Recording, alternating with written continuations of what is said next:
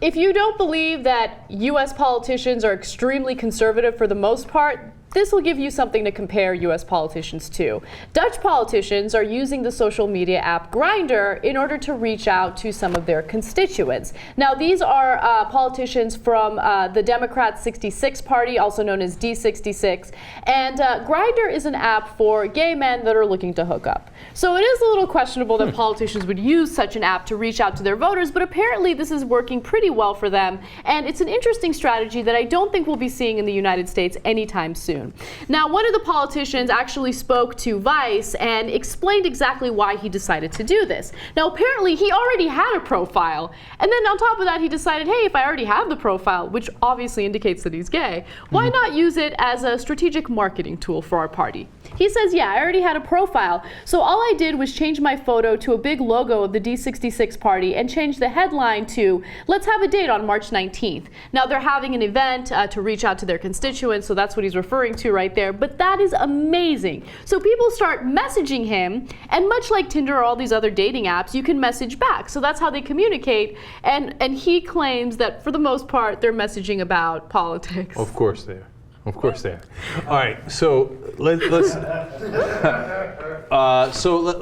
talk about how this would never happen in the U.S. because I love this story. This would be a huge scandal in the U.S. Oh, are you kidding me? Okay, so are there out politicians in the U.S.? There are, right? So it's not like we can't have a gay politician. And, you know, Barney Frank, of course, for a long time, and there's several other people now. Would they admit to being on Grindr? Inconceivable. This would be on Fox News 24 hours a day, 7 days a week. Multiple heads would explode simultaneously. Bill O'Reilly would be like, this is a gay sex app that the kids are using today to corrupt people.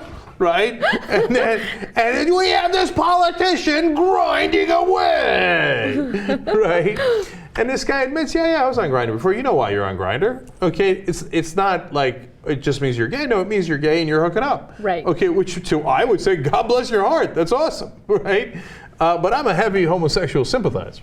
So am I. So I think, look, it just shows you how puritanical and how close-minded we are in the United States. Like, why is it a big deal if a particular politician is using social media for his or her own use, like for dating or hooking up, whatever? I don't care. I don't care what you're doing in your personal life. And then you realize, hey, you know what? There are other people, my constituents, that are also using this tool to communicate with one another. Why don't I show them that I'm a real person, not a robot, and talk to them? I freaking love it. How crazy would it be if, like, Gavin Newsom is on Tinder and I'm like, hey, Gavin. Gavin's a fairly attractive politician in California. I just randomly chose him. Randomly, for my of point. course, Yeah. right. Now, the other part that I like about this story, Anna, is that he's like, it worked. Mm-hmm. You know, he reached out to his constituents, in a manner of speaking, and they reached back. No, he communicated with them, and he's not embarrassed about it. No, so so go ahead. Here's what he says. He says, Grindr turned out to be a very good medium to communicate with the general public. And he also says, we wanted to show that we understand the gay community and that we're the party that has a long history of tackling these issues. We were the first party to work on gay marriage, and we've been working on equal rights for gays over the past 25 to 30 years. So that's freaking awesome. So if you want to reach the gay community, Grindr is a perfectly logical way to do so, right? So if he used that, it's great. The only reason you wouldn't use it is if you're unduly embarrassed.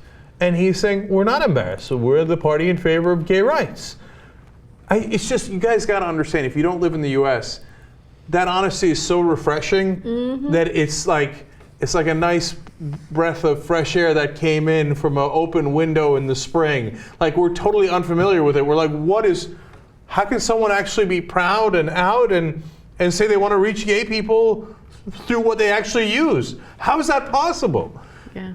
So look, like we said, if a conservative in America, if a politician in America tried that, here's the conservative reaction they would receive.